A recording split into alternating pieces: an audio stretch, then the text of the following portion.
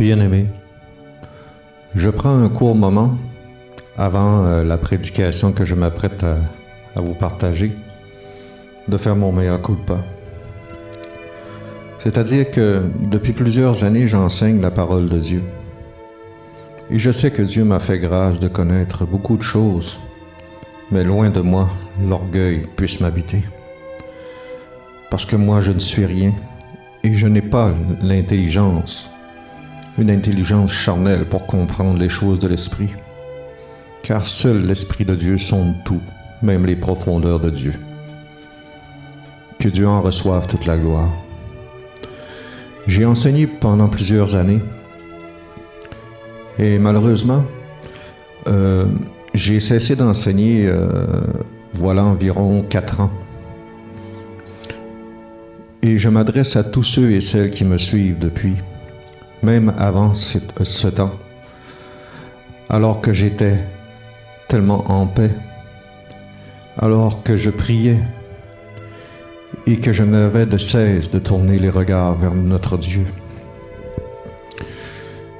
Et je me suis rendu compte avec l'expérience que nous sommes fréquemment exposés, non pas à l'ignominie, mais comme des brebis à l'abattoir. Et c'est vraiment au sens littéral. Nous sommes calomniés, injuriés, insultés, dénigrés. Et même, personnellement, j'ai vécu des pertes d'emploi. Souvent, j'ai été victime d'injustice et on me raillait. Même mes proches me raillaient. Ils disaient que tout était de ma faute. Et moi, je me disais, comme un homme sans intelligence, c'est le diable qui me combat. C'est le diable qui me combat. Je n'y peux rien. Et je pleurais amèrement.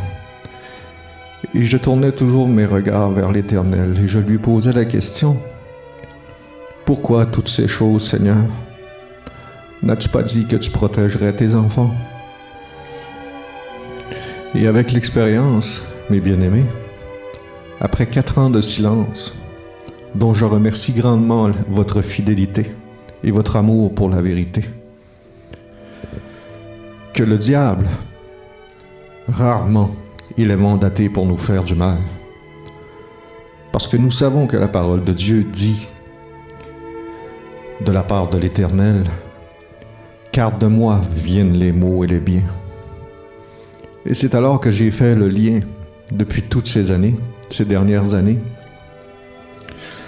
que Dieu châtie toujours celui qu'il aime. Et que, d'une manière ou d'une autre, il utilise les événements de la vie. Il peut passer par n'importe qui, par toutes sortes d'événements pour nous briser, nous humilier, afin de voir ce qu'il y a dans notre cœur. Et je rends grâce à Dieu pour cette grande leçon, car je me suis rendu compte que je suis si faible et si pauvre, et que j'ai manqué beaucoup d'intelligence. C'est pourquoi je rends grâce à Dieu de ce qu'il m'a révélé et de ce qu'il m'a fait comprendre. Je sais maintenant que toutes ces tribulations, ces épreuves, ces humiliations, ces calomnies, ces insultes, on m'a même déjà traité de chien, vous imaginez, d'antichrist. Et j'ai abandonné un temps. Je vous ai tous abandonnés et je vous demande pardon pour cela. Que Dieu lui-même me restaure afin de pouvoir vous aider tous ceux et celles qui m'écoutent et que vous continuiez à poursuivre la vérité sans relâche. Et sachez, qu'est-ce que c'est que de bâtir sa maison sur le roc? C'est pourquoi je vous demande pardon à tous, sincèrement. Et que le Dieu de notre Seigneur Jésus-Christ restaure notre âme. Et qu'il m'accorde la capacité et la grâce de suivre ce chemin si étroit, si difficile qu'est la sainteté. Merci d'avoir écouté, bien-aimés, et merci de persévérer dans les souffrances et les humiliations. Et sachez combien ce chemin peut être difficile. Maintenant, bien-aimés, écoutez cette prédication qui est égale à ce que je viens de vous témoigner. Que Dieu vous bénisse abondamment en Jésus-Christ notre Seigneur et que l'Esprit Saint soit toujours avec vous.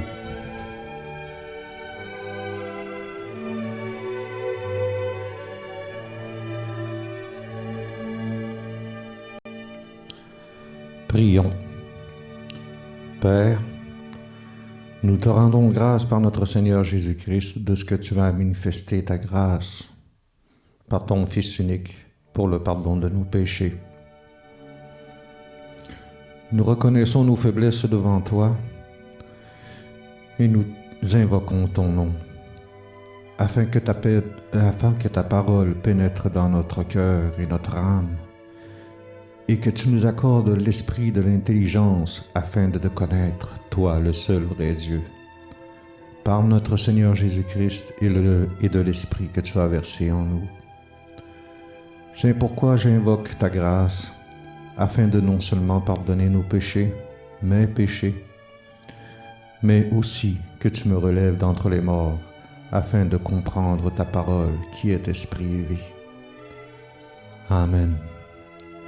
Que tous ceux et celles qui écoutent cette prédication ouvrent les yeux de leur cœur et l'esprit de leur intelligence afin de comprendre la parole et sa profondeur. Amen. Aujourd'hui, bien-aimés, je vais vous parler de ce qu'est l'or, qui est notre foi, et comment l'or est moulé à travers le feu afin de lui donner une bonne forme. C'est pourquoi je vous invite à écouter. Le titre de la prédication est « L'or est éprouvé dans le feu afin de bâtir sur des fondements solides ».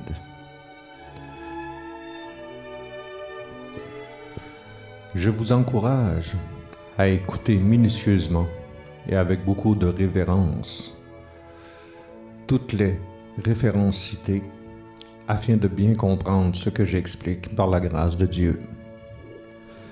Les Écritures déclarent en Hébreux 5, 13, 14 « Or, quiconque en est au lait n'a pas l'expérience de la parole de justice, vérité, car il est un enfant.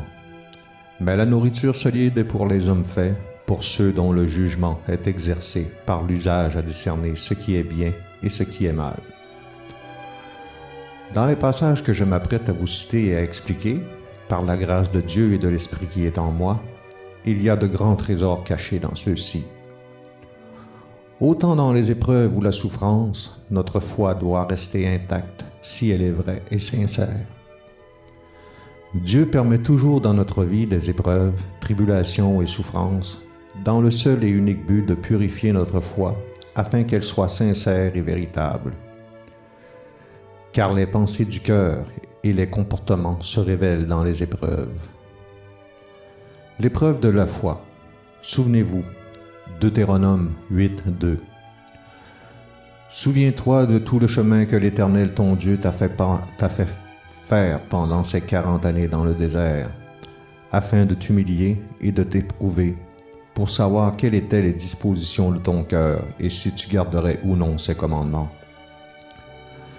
Le peuple de Dieu selon la chair à cette époque fut éprouvé et humilié par l'Éternel dans le but de connaître les dispositions de son cœur avant de le faire entrer dans la terre promise, là où coulait le lait et le miel, car la reconnaissance envers Dieu était très importante.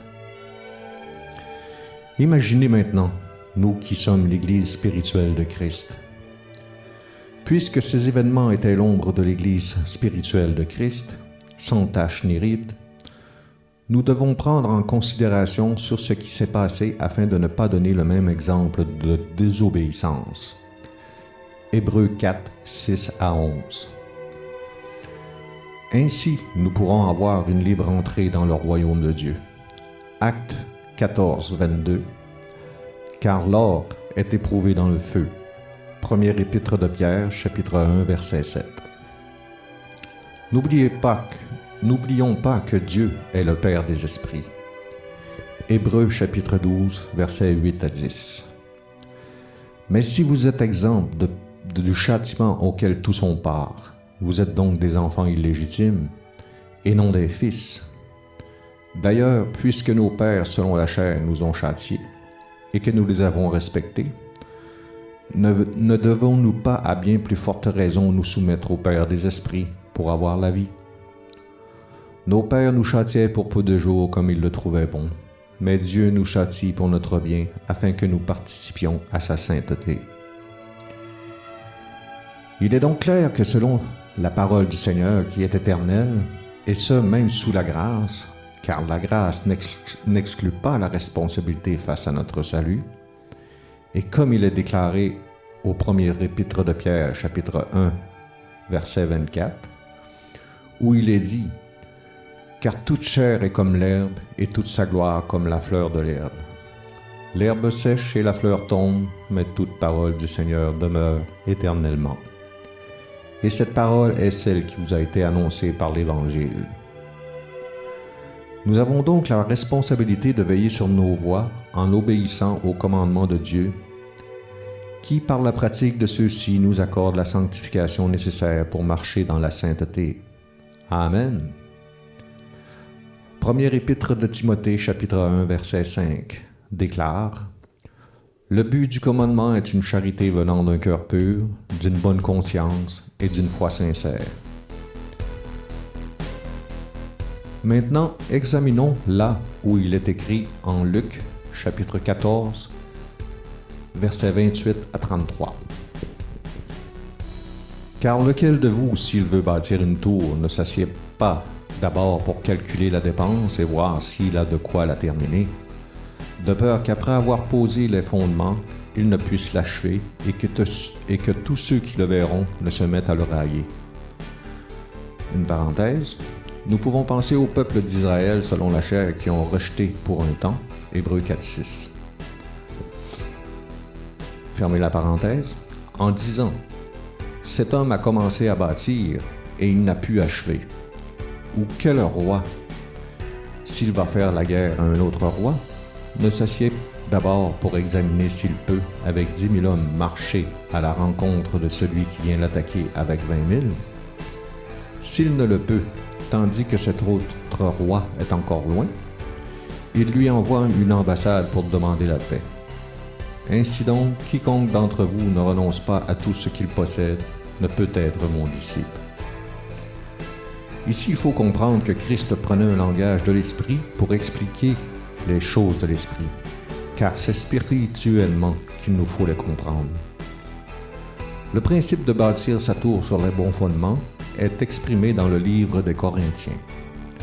Premier épître de Corinthiens, chapitre 3, versets 10 à 13, où il est écrit « Selon la grâce de Dieu qui m'a été donnée, j'ai posé le fondement comme un sage architecte, et un autre bâtit dessus, mais que chacun prenne garde à la manière dont il bâtit dessus. Car personne ne peut poser un autre fondement que celui qui a été posé, savoir Jésus-Christ. » La parole fait chair, Jean 1, 14. Or, si quelqu'un bâtit sur ce fondement avec de l'or, de l'argent, des pierres précieuses, du bois, du foin, du chaume, l'œuvre de chacun sera manifestée. Car le jour, à la lumière de la parole de vérité, Psaume 119, 105, la fera connaître parce qu'elle se révélera dans le feu. Les épreuves, tribulations et humiliations, voir Deutéronome chapitre 8, verset 2.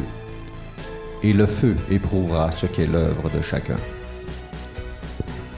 Amen. Lorsqu'il est dit qu'il nous faut renoncer à toutes nos possessions pour être disciples de Christ, Il s'agit de renoncer aux œuvres mortes, et non pas de ce que nous possédons, mais plutôt de nos passions et de nos désirs, pour faire seule la volonté de Dieu en Christ notre Seigneur. Car mieux vaut l'obéissance que les sacrifices, déclarent les Écritures. Et de ce fait, l'obéissance à la parole. La parole de Dieu par Christ sanctifie notre foi, notre esprit et notre cœur. Bien sûr, si nous la mettons en pratique. De cette doctrine, la construction de notre tour se fait sur le roc, par Christ notre Seigneur, qui est le fondement. Ainsi, nous devenons inébranlables en travaillant aux œuvres du Seigneur, sachant que notre travail ne sera pas vain dans le Seigneur. Christ manifestera sa puissance et son autorité par le Saint-Esprit qui est en nous, pour la gloire de Dieu. Amen. C'est pourquoi au verset 34 et 35 de Luc 14, le court exposé de Christ prend fin en disant « Le sel est une bonne chose, mais si le sel perd sa saveur, avec quoi l'assaisonnera-t-on? Il n'est bon ni pour la terre, ni pour le fumier. On le jette dehors.